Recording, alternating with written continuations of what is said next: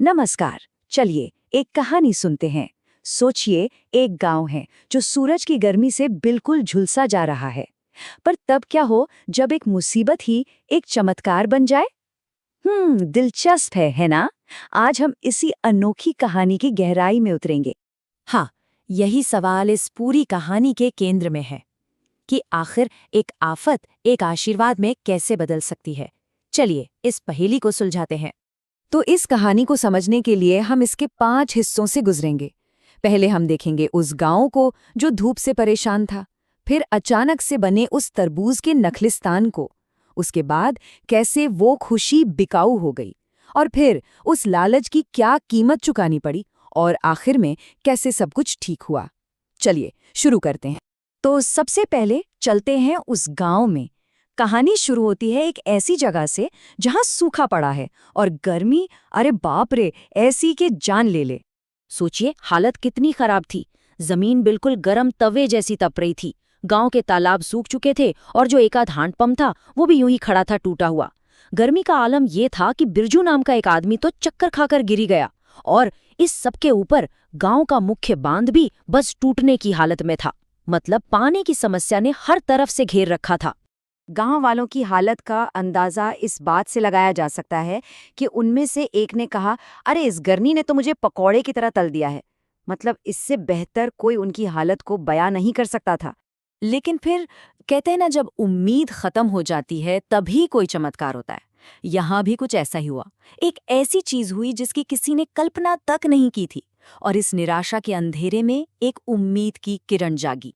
तो हुआ ये कि एक रात को उस जंग लगे बांध का ताला अचानक से खटाक करके टूट गया। पानी तेजी से नीचे की तरफ बह निकला और सीधा जा घुसा विभीषण नाम के एक किसान के खेत में। और उसके खेत में क्या था? पके हुए मीठे मीठे तरबूज। पानी का बहाव इतना तेज था कि सारे तरबूज बहते बहते गांव के तालाब में जा पहुंचे और वहां टकराकर फूट गए।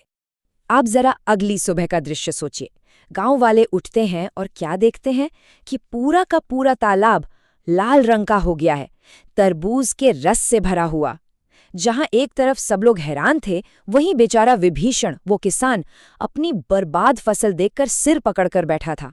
लेकिन फिर गांव वालों ने सोचा, चलो जो हुआ सो हुआ। उन्होंने इस अजीब स्थिति को एक मौके की तरह देखा। वही बिरजू जो गर्मी से बेहोश हुआ था, उसने विचार दिया, अरे इस पानी को पी तो नहीं सकते, पर इसमें नहा तो सकते हैं ना। और बस फिर क्या था, वो तरबूज वाला तालाब बन गया गांव का अपना जादुई स्विमिंग पूल। सब लोग गर्मी से राहत पाने के लिए उसमें कूद पड़े। एक खुशी का माहौल बन गया। पर हर कहानी में एक मोड़ आता है ना? इस खुशी के माहौल के बीच किसी एक की नजर में ये खुशी नहीं, एक मौका था, पैसा कमाने का मौका। और यहीं से इस कहानी में लालच का प्रवेश होता है। ये व्यक्ति था विभीषण, वही किसान जिसके तरबूज बह गए थे। जब उसने गांव वालों को उस तालाब में इतना खुश देखा तो उसके दिमाग की बत्ती जली। उसने सोचा, वाह, ये सब मेरे तरबूज से बने पूर में मजे ले रहे हैं, तो इसका फायदा मुझे क्यों ना मिले। और बस उसने इस साझा खुशी में अपना व्यक्तिगत लाभ देख लिया। और अगले ही दिन पूरा दृश्य बदल गया। रातों रात विभीषण ने तालाब के चारों तरफ बांस की एक बाड़ बना दी और बाहर एक कुर्सी टेबल लगाकर बैठ गया। टिकट काउंटर समझ लीजिए। जो जगह कल तक सबकी थी, जहां सब मिलकर गर्मी से बच रहे थे, वो अब एक निजी व्यवसाय बन चुकी थी। और उसने दाम भी तय कर दिया, 15 रुपए 1 घंटे के लिए एक आदमी के। सोचकर देखिए, जो चीज प्रकृति ने दी थी, जिसे सब मिलकर आनंद ले रहे थे, अब उस पर एक कीमत का टैग लग गया था। तो विभीषण का ये व्यापारिक प्लान, क्या ये कामयाब हुआ? उसके लालच का अंजाम क्या हुआ? चलिए देखते हैं कि इस निजीकरण के क्या नतीजे निकले। नतीजा एकदम विफल। उसका व्यापार बुरी तरह से असफल हो गया। पहले दिन तो चलो कुछ लोग आ भी गए, पर जल्द ही गांव वालों ने साफ मना कर दिया। उनका कहना था, भाई ये खुशी बांटने के लिए है, बेचने के लिए नहीं। और बस 2-3 दिन के अंदर अंदर तालाब बिल्कुल खाली हो गया, सुनसान। और विभीषण, वो उस खाली तालाब के पास अकेला बैठा रह गया।